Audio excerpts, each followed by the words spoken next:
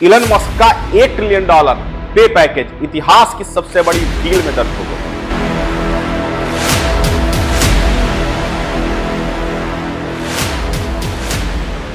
दोस्तों सोचो जरा, क्या आपने सुना है किसी इंसान की सैलरी $1 ट्रिलियन हो सकती है?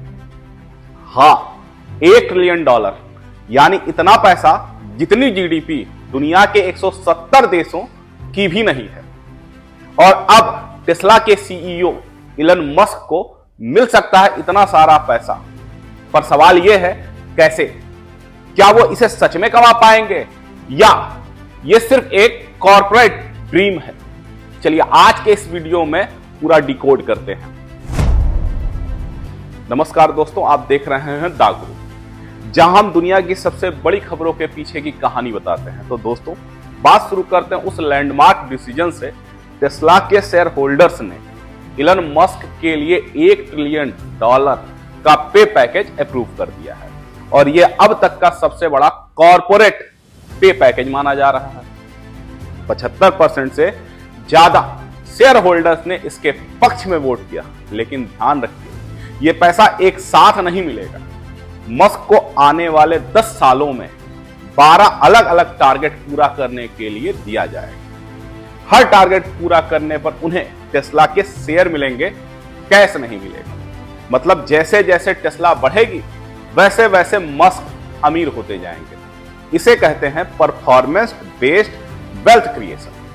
अब सवाल है कौन से टारगेट पूरा करने होंगे मस्क को? टेस्ला को 2035 तक $8.5 ट्रिलियन की मार्केट कैपिटलाइजेशन हासिल करनी होगी। अभी टेस्ला की वैल्यू है लगभग 1.4 ट्रिलियन, मतलब 6 गुना से ज्यादा का ग्रोथ चाहिए।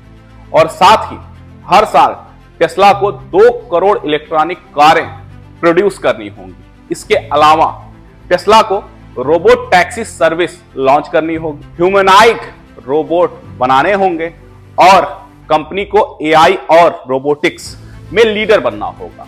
और सबसे बड़ा है टेस्ला को $400 बिलियन का कोर प्रॉफिट कमाना होगा, तभी मस्क को ये $1 ट्रिलियन मिलेंगे, वरना सिर्फ सपना रह जाएगा। अब आप सोच रहे होंगे आखिर टेस्ला के शेयर होल्डर्स ने इतना बड़ा रिस्क क्यों लिया? पहला कारण है विजन। अगर मस्क रहते हैं टेस्ला में तो कंपनी की वैल्यू भी आसमान छूती है। दूसरा है रिटेंशन, यानी कि मस्क को रोके रखना जरूरी है, वरना टेस्ला की दिशा बदल सकती है। और तीसरा है long term confidence.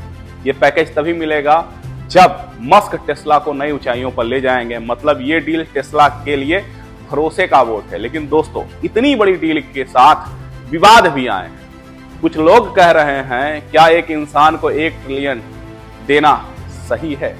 United nation ने कहा है दुनिया से भूख मिटाने के लिए सिर्फ 400 बिलियन चाहिए, और यहां एक इंसान को उसका 2.5 गुने का पैकेज दिया जा रहा है। साथ ही कई एक्सपर्ट्स कह रहे हैं $8.5 ट्रिलियन मार्केट कैप बहुत ही अनरियल टारगेट है।